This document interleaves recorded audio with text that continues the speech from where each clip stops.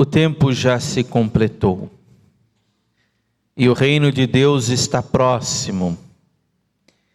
Convertei-vos e crede no Evangelho. Queridos, o caminho de conversão é o caminho de uma vida toda. Mas a conversão vem no ouvir a palavra de Deus.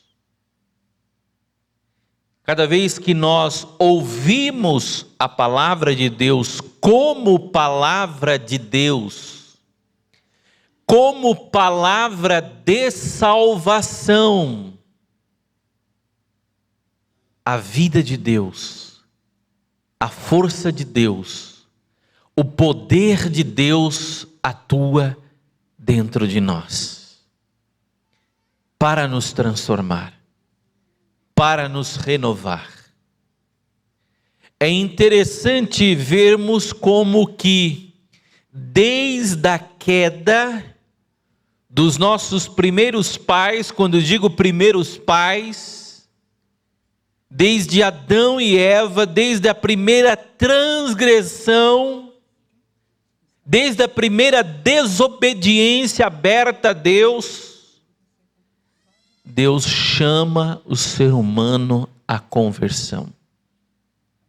E em Jesus Cristo, na entrega de Cristo por amor a nós, na entrega da sua vida, Ele mostra o quanto Ele nos ama e o quanto Ele nos quer ao lado dEle.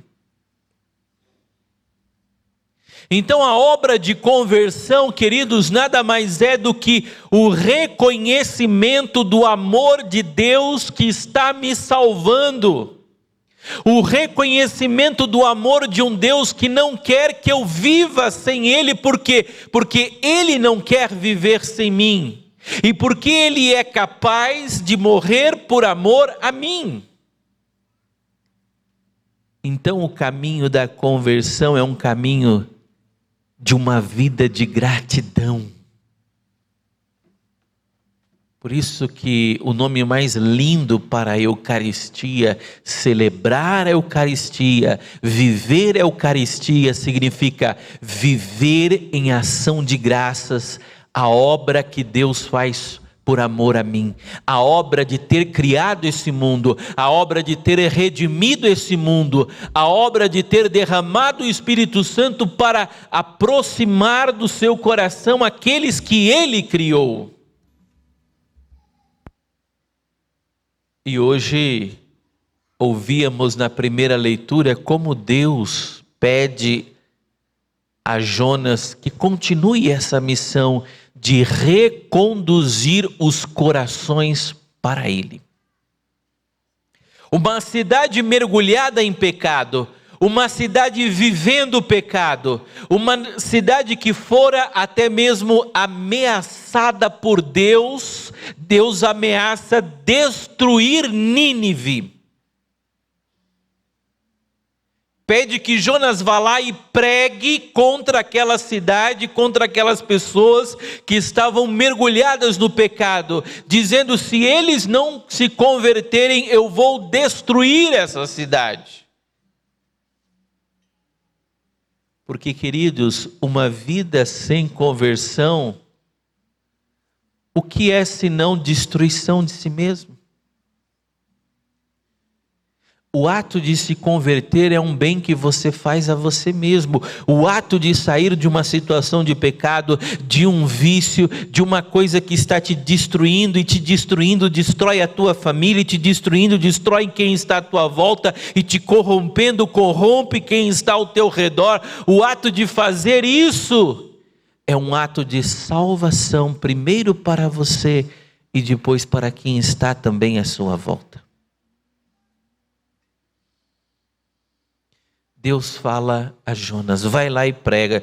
No primeiro momento, Jonas quer fugir de Deus. Jonas quer ir por um outro caminho. Jonas quer ir por um outro lado. Jonas dá desculpa. Olha só como às vezes a vontade vontade de Deus, precisa às vezes trabalhar a nossa vontade, trabalhar e reconduzir a nossa vontade para Ele, porque muitas vezes a nossa vontade é rebelde, a nossa vontade não quer se entregar, a nossa vontade não quer se render, a nossa vontade fica ali lutando contra Deus, para fazer a vontade dEle. Por isso, um homem e uma mulher que buscam fazer a vontade de Deus são os violentos que irão arrebatar o reino.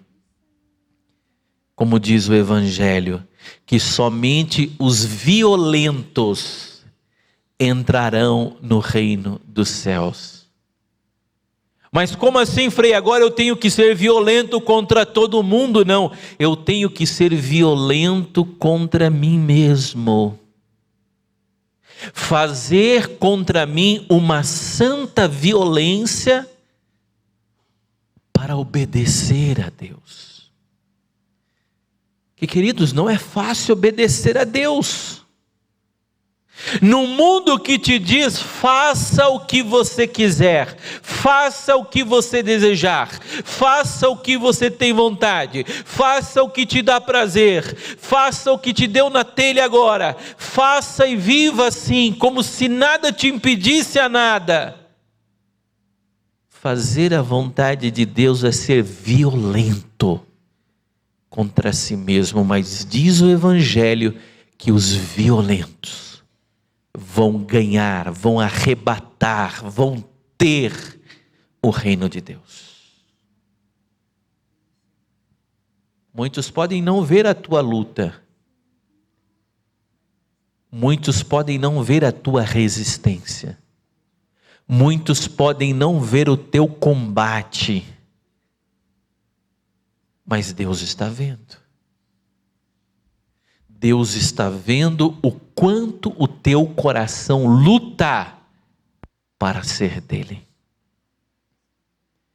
Mas mesmo Jonas lutando contra Deus, Jonas se rende. Ele diz: não dá mais para ficar lutando contra Deus.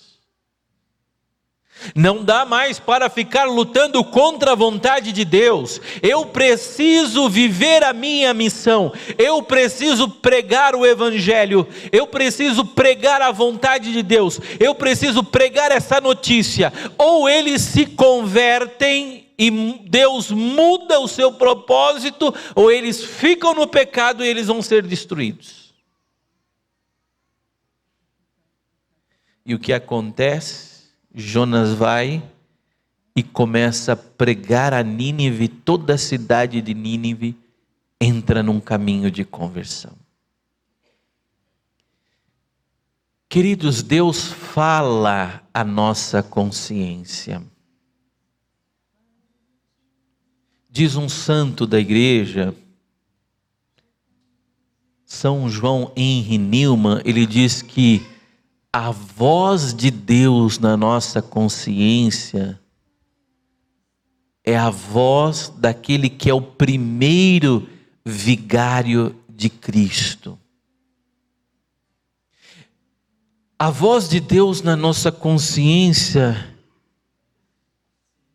ela teria a força de fazer com que a gente esteja unido ao propósito de Deus, à vontade de Deus, à direção que Deus nos dá para essa vida.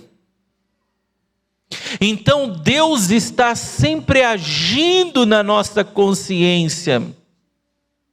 E Ele diz, quando nós entendemos isso, nós entendemos a ação do Espírito Santo em nós. Porque a voz de Deus na nossa consciência é o primeiro vigário de Cristo. E você sabe que para nós o vigário de Cristo nessa terra é o Papa. É um representante de Cristo para nós. Mas esse santo diz que o primeiro representante de Cristo, a nossa consciência, É a própria voz de Deus que fala nela. Quando você está diante de um mal a ser cometido, quando você está diante de uma situação errada, quando você está diante de um problema, está diante de uma escolha, está diante de uma decisão, saiba que a voz de Deus está falando com você.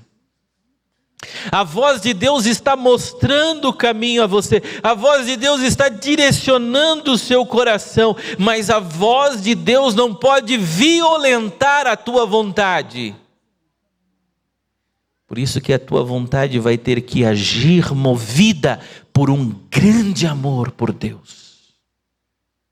E vai ser tua escolha fazer aquilo que Deus fala com você através da voz da sua consciência. Porque, queridos, nós estamos sendo instruídos, estamos sendo formados, estamos sendo modelados, estamos sendo orientados cada dia, cada vez que nós escutamos o Evangelho, ouvimos a palavra de Deus, é Deus colocando a semente dele dentro de nós, é Deus colocando a vontade dele dentro de nós, e diante das situações que nós vamos vivendo, o Espírito Santo vem e fala conosco na nossa consciência. Chegou o momento que Jonas disse: não dá mais para lutar contra a voz de Deus dentro de mim. Eu preciso me render a essa voz. E o que acontece? Aquilo que era destruição, aquilo que era manifestação da justiça de Deus para destruir o povo. Por quê? Porque, como diz São Paulo, o salário do pecado é a morte. A única coisa que o pecado vai trazer é destruição. Então o povo estava chamando sobre si a destruição. E quando Deus vê a conversão, é como se o amor de Deus se colocasse acima da sua justiça. É como se o amor de Deus dissesse: olha, eu pensei sim em te destruir, eu pensei sim em destruir essa cidade, mas não vou fazê-lo, porque eu vi o coração dele se abrindo. Quando a consciência de alguém se transforma, quando a consciência de alguém é iluminada pela fé, queridos, aquilo que era a morte na sua vida se torna vida. Aquilo que era destruição se torna um caminho novo. Aquilo que era inimizade com Deus, quando alguém ouve a voz de Deus, a pessoa sai de uma situação de inimizade e começa a viver uma amizade com Deus como nunca viveu na sua própria vida. Deus nos chama a conversão. Por que essas leituras falando de conversão? Porque pouco a pouco a gente vai se aproximar da Quaresma também, que será outro mergulho na palavra de Deus, para abrirmos o coração a esse caminho de conversão. Deus sempre fala com o seu povo. O Evangelho termina mostrando isso. João Batista pregou a verdade, pregou a conversão, pregou o arrependimento. E o que fizeram com ele?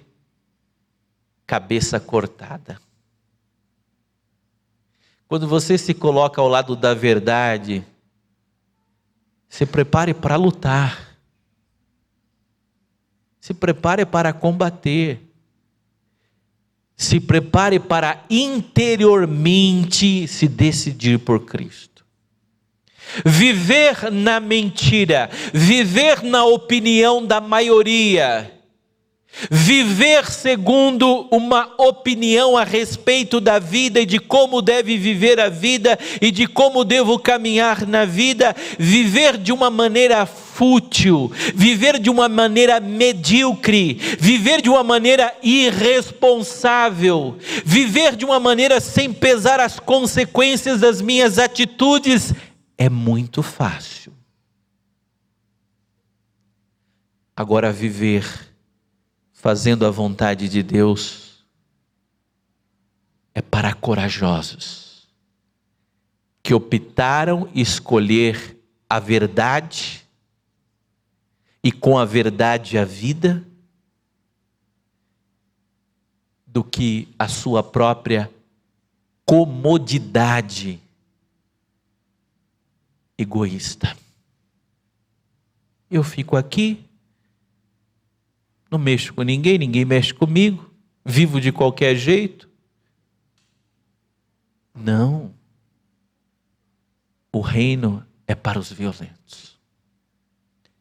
Cortaram a cabeça de João, sim. Mas quem aparece depois pregando? Jesus. Mas nós não acabamos. Achávamos que iríamos calar a voz de Deus. Deus estava falando através de João Batista, e isso estava nos perturbando, porque esse homem que vivia em jejum, esse homem que vivia penitente, esse homem que se revestia de pele de camelos, esse homem que comia gafanhotos com mel, esse homem pobre, esse simples homem, incomodava tanto a nossa consciência, porque Deus atormentava os nossos pecados através da voz dele. Achávamos que tínhamos matado a ele.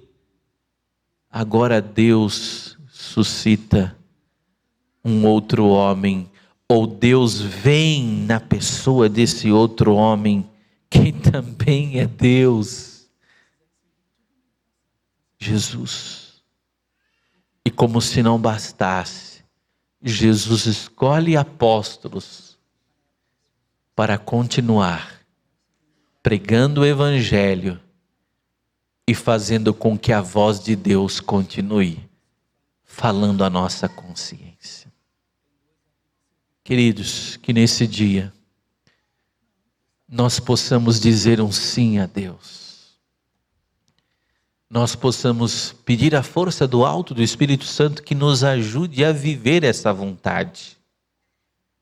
Que quando a tua vontade se une à voz de Deus, à vontade de Deus, a tua vida recebe uma força, um poder, uma graça, que ninguém mais consegue parar, meu caro. Quando a tua vontade se une à vontade de Deus, não tem diabo, não tem inferno, não tem tentação, não tem problemas. Quando a tua vontade está profundamente unida à vontade de Deus, você se levanta, você levanta o mundo, você levanta a sua família, você levanta a vida dos seus amigos, você encontra uma alavanca para não permanecer dormindo ou derrubado. Quando Deus chama Jonas, Deus diz: levanta-te e vai para Nínive. Quando Deus levanta um homem, quando Deus levanta uma mulher, Deus também vai levantar uma família, Deus vai levantar uma cidade, Deus vai levantar uma nação. Louvado seja nosso Senhor Jesus Cristo.